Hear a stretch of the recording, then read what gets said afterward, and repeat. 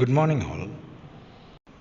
Today we are going to discuss about the glands, its structure and classifications. The glands are the organs which consist of a specialized secretory cells. The glands have an ability to secrete hormones, enzymes, mucus, etc. The glands are mainly originated from the epithelial tissues. We are going to the classification of glands. First, according to the number of cells which is present inside a gland, they are classified into unicellular glands, multicellular glands. According to the transportation of secretions, the glands are classified into endocrine glands, exocrine glands, and mixed glands. The endocrine glands are ductless glands, and exocrine gland has duct, and mixed gland contain both endocrine part and exocrine part. The mixed gland, which is also called as heterocrine glands. The exocrine glands are classified into three according to their duct pattern, according to the shape of gland, according to the nature of its secretion. According to the duct pattern, which is classified into two, simple and compound gland. The simple gland, they are unbranched duct system is there. Example, fundic glands of stomach and the sweat glands. The compound gland also has duct and it shows a branching pattern and it forms a duct system. Example, compound tubular gland which is present in the duodenal glands, compound alveolar glands which is present in mammary gland, compound tubulo-alveolar glands present in submandibular salivary gland. According to the shape of glands, they are classified into tubular, acinar or alveolar and tubulo-alveolar glands. The secretory unit of tubular gland is tube-like. They are arranged into two categories, the straight tube and coiled tube. Example of straight tubular gland is colon. In the case of sweat gland, there we can find the coiled tubular variety. The shape of glands in the acinar or alveolar variety, it is almost looks like a flask shape. These kind of glands are present in mucus gland of urethra. The third variety is tubulo-alveolar gland. Its secretory unit contain both tubular variety as well as the flask-shaped alveolar variety. According to the nature of secretion, they are classified into three. They are serous gland, mucus gland and mixed gland variety. Here also we can use the word heterocrine variety. This is how an acinus looks like. It has the acinar cells which is present inside, and the peripheral aspect of the acinar cell contain myoepithelial cells which helps to protect this acinar cells, and the most outside we can see the basal laminae, the basal membrane.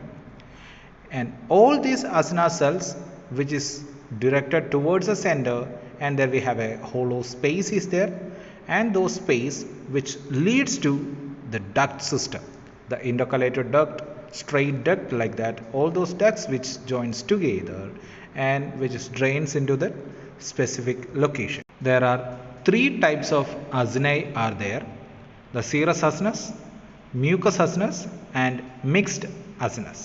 First we are going to learn about the serous acinus or the serous gland. The cells of the serous gland, it is almost like pyramidal in shape, and the tip of the pyramidal shape contain the zymogen granules, and its nuclei which is rounded and centrally placed. Its cytoplasm is darkly stained and they secrete a clear watery fluid.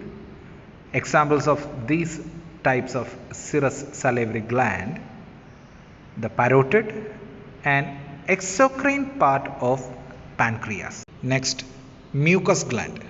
The acini of the mucus gland, it is columnar in shape, and the nuclei are flattened and which is placed at the bottom of the cell or basally placed. They will not take much stain.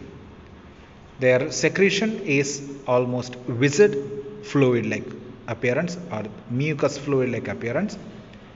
And the examples of these type of gland is sublingual salivary gland. The last variety is mixed gland. These type of glands contain the secretory unit of both serous and mucus acini present. These type of glands which is present in submandibular salivary gland. There also we can see the serous demilunes. A crescenteric shaped serous cells which is present over the mucus acini are called as demilunes. These are the histological or H and E images of serous, mucus and mixed acini. Next, the mode of secretion.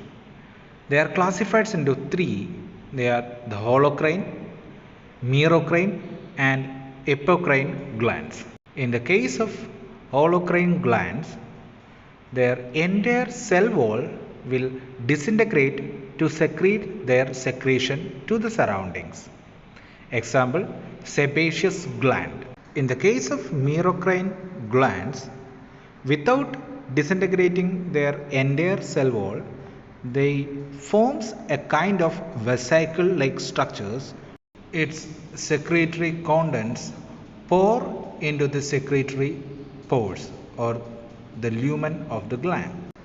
In the case of epocrine glands, the apical part of the gland will shed off and pour their secretion into that luminal surface. Examples of the merocrine gland is the serous salivary gland, and the example of the epocrine gland is the mammary gland. In the case of endocrine glands, we mentioned just before, they don't have any duct or duct system. The glands are closely associated with the blood vessels. They pour their secretion into the stream of blood. The pool of secretions were surrounded by the cells. They are called as the follicles. Examples, there we have the thyroid gland. Its secretions were surrounded by cuboidal shaped cells. Those secretory unit of thyroid gland which called as thyroid follicles. Now we came to the summary of the class. There are three modes of secretions are there: the merocrine, epocrine and holocrine. According to the number of secretory unit, they are classified into unicellular and multicellular glands. According to the duct system, they are classified into two. They are endocrine and exocrine glands, the ducted and ductless glands. According to the shape of acini, they are classified into three. They are tubular, acinar and tubuloacinar. According to the branching pattern, they are classified into simple tubular, simple coiled tubular, simple alveolar and compound alveolar, compound acinar and tubuloalveolar varieties. So this is the end of session. Thank you all.